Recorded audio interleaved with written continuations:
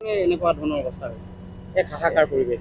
এই আচলতে এক নম্বৰ কথাটো হ'ল আমাৰ সৈতে আহকতীয়া জয়পুৰ পথৰ যি নিৰ্মাণ কাৰ্য চলি আছে, এই আচলতে ঠিকাদাৰসকলৰ মতালি আৰু তেখেতসকলৰ সামগ্ৰিক জ্ঞানৰ অভাৱৰ ফলতে আচলতে এনেকুৱা ধৰণৰ হৈছে। এটা খুব হাই ভল্টেজৰ এটা পাইপলাইন গৈ আছে, অইলৰ গৈ আছে, অসম গেছ কোম্পানী গৈ আছে, কিন্তু তেখেতসকলৰ কি ধৰণকে যোগাযোগ কৰিছে সেইটো আমি নাজানো, কিন্তু নজনাৰ ফলস্বৰূপে কাৰণ খুব ডাঙৰ ডাঙৰ গাড়ী, খুব হেভি গাড়ী এই কাষে কাষে চলাইছে, চলোৱাৰ ফলত ভাইব্ৰেশ্যনৰ ফলতে আমি সন্দেহ কৰিছোঁ যে এই পাইপটো ফুটিছে। আৰু কালি খুব এটা সাংঘাতিক ধৰণকে আমি ভাবিছিলোঁ যে আমাৰ ইয়াতে বাগজাং সদৃশৰ দৰে এটা পৰিৱেশৰ উদ্ভৱ হ'বগৈ পাৰে, কিন্তু প্ৰায় যোগাযোগ কৰাৰ পাছত অইল ইণ্ডিয়াই হওক বা অসম গেছ কোম্পানী, অসম চৰকাৰ, অগ্নি নিৰ্বাপক বাহিনী, ঘোঁৰামৰা আৰক্ষী, লাভাল আৰক্ষী আহি পেলাই যি ধৰণকে তৎপৰতা এই কামখিনি কৰিলে, হ'লেও কিন্তু প্ৰায় ৫-৬ ঘণ্টাৰ পাছতহে এই যি গেছ নিৰ্গত হৈছিল এইখিনি আচলতে তেওঁলোকে নিয়ন্ত্ৰণ কৰিবলৈ সক্ষম হ'ল। আৰু ওচৰ পাজৰৰ যিবিলাক ঘৰ আছিলে,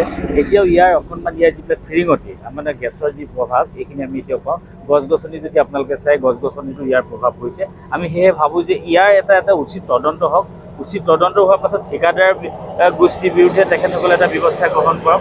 আৰু যদি কিবা প্ৰকাৰে অসম গেছ কোম্পানীয়ে ভুল কাম কৰিছে বা অসম অইল ইণ্ডিয়াই ভুল কাম কৰিছে, তেখেতসকলৰ বিৰুদ্ধে এটা কঠোৰ ব্যৱস্থা হয়। নহ'লে কিন্তু ৰাইজে বৰ সহজে, কাৰণ আমি বিভিন্ন সময়ত বিভিন্ন ধৰণে তেখেতসকলক আমি দাবী জনাইছোঁ যে এনেকুৱা ধৰণৰ কিছুমান সুৰক্ষিত ব্যৱস্থা কৰক, কিন্তু ঠিকাদাৰ গোষ্ঠী আচলতে তেখেতসকলক অকল গছ কটাৰ বাদে অন্য একো কামেই কৰা নাই।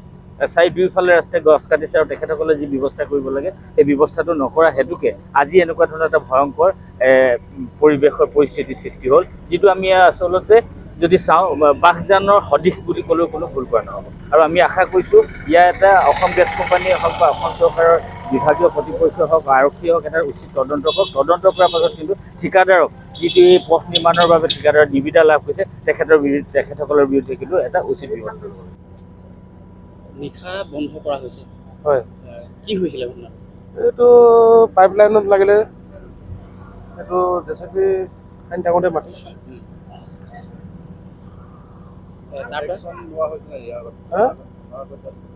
এইটো প্ৰটেকশ্যন লোৱা আছিল কৈছে এইবিলাক। হয়, ঘৰৰ কাৰণে অলপ দিগদাৰ আছিলে খালি। এতিয়া বন্ধ হৈ গ'ল? এতিয়া বন্ধ হ'ল। আৰু কাৰ ভুলৰ কাৰণে এনেকুৱা অৱস্থা হৈছিলে, হাহাকাৰ পৰিৱেশ হৈছে? এইটো তোমাৰ এইটো ৰাস্তা যোনটো এই খান্দি আছিলে যে, সেইটো কাৰণে যাদৱ তাত ধুনীয়াকৈ ক'ব পাৰিলে।